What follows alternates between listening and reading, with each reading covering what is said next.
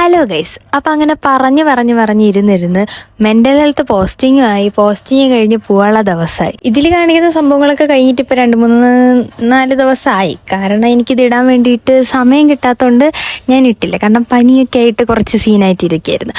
അങ്ങനെ അവിടെ നിന്ന് പോകാൻ വേണ്ടിയിട്ട് എല്ലാം എടുത്ത് തലേന്നേ രാത്രി പാക്ക് ചെയ്യണതാണ് ഫസ്റ്റ് ഞങ്ങൾ കണ്ടത്. തലേന്നെല്ലാം ഓൾമോസ്റ്റ് പാക്ക് ചെയ്ത് വെച്ചായിരുന്നു.